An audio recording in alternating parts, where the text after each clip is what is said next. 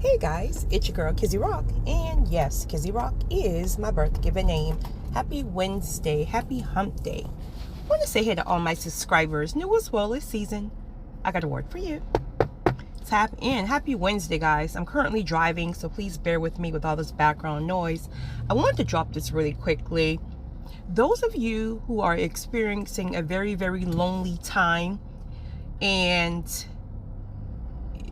that can look like divorce, that can look like God have relocated you away from all of your family, all of your friends, that can look like job loss, that can look like a lot of things, but at the end of the day, you're like in isolation. You feel very disconnected from people, places, and things, and it just seems like, why am I so disconnected from the things that once used to fulfill me? A lot of you guys are going through, some people, I'm not sure about the term ego death in the sense of new age. I'm really not sure. So use discernment with that, but I'm not going to use that word. That just popped in my head because I just heard it recently.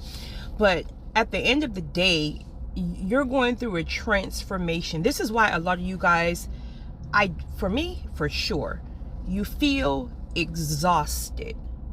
You feel absolutely exhausted, and you cannot even pinpoint why are you tired, because you're sleeping, you're getting a good night rest, you're eating pretty clean and healthy. Like, why am I so exhausted? Why am I so tired?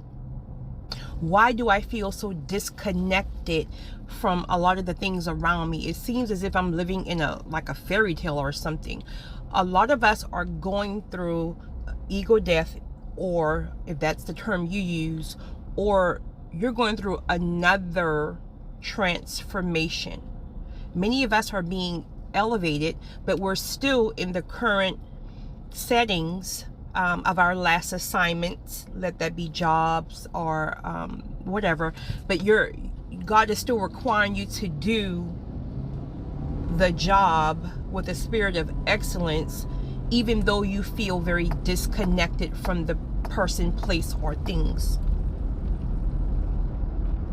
God is going to be sending a lot of you guys soul tribes.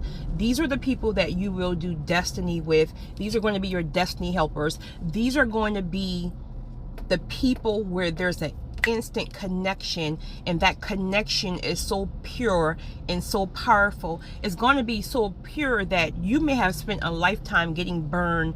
You're chosen, so it's a good chance that you have gotten burned and betrayed by most people, not appreciated, all these different things that you once complained about, and you couldn't understand why people are so ungrateful, why people are so disloyal, why do people betray me. These are questions that you probably always live with. Well, when your soul tribe comes, these won't even be triggers for you.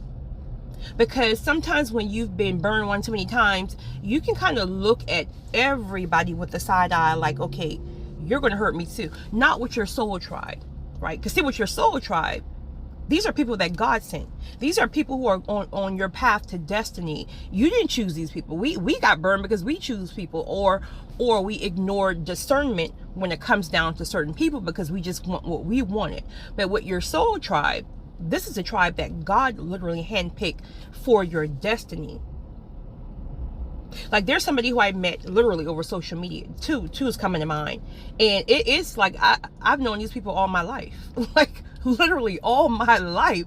It's crazy how God can really align things, right? But you have to be wise enough to recognize when God sends people so you don't self-sabotage. Because trauma will have you self-sabotaging even the people that God has sent to you. But to those of you who feel like you're going through this transformation, God is literally transforming you from the person that trauma has made you become. That narcissist, right? That whatever trauma you experienced, it caused you to be a people pleaser.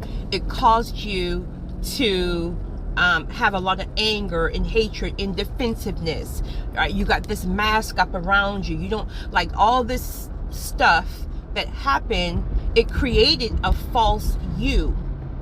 And so you're really not truly, genuinely happy. It's all a mask. You say you're happy, but you're really not. It's all a facade and it's all a mask. But it's okay because it's only what you know how to do in order to protect yourself. So another reason why you feel so uncomfortable in this season is because God is peeling back the layers like an onion. He's removing all those protective guards that you placed, that it's like nobody's going to ever hurt me again and I'm not going to let anybody get close. No, he's pulling that stuff back because the people that he's sending to you, your soul tribe, again, that can be a new spouse or a spouse, destiny helpers, partners, things like that. You have to be in a genuine posture. You have to be your true, authentic self in order to receive these people. Your spirit has to be purified so your spirit can gravitate towards their spirit. And these individuals are going to be your new family, right? Not speaking replacing your flesh and blood family, but they're your soul tribe. They're your soul family. And so all of the abandonment and rejections that you felt all of your life, you're chosen, many of you have answered the call. So you've probably dealt with a lot of issues, rejections, and being the black sheep or whatever, all of your life, just not the last 5 years, all of your life. So God is going to make up for everything that you felt that you missed. Maybe you wanted a family dynamic and maybe now you're 75 and you're just like, I've never had a certain kind of foundation with a healthy marriage. But you got to be open because you might be 75 and God sends you, a husband who's 80, honey, but he's something serious at 80, right? He took care of himself, honey. He's something serious at 80 and maybe he have children and you don't. So you have to be open to like, okay, well, God sent him, so his family is my family. So boom, God gave me the family that I always wanted. So maybe it didn't come in the vision that you thought you would have it, but you have to be fluid and open enough to understand that God keeps his promises, but it doesn't always look like the way we think it should look. So be open to receiving what God has for you.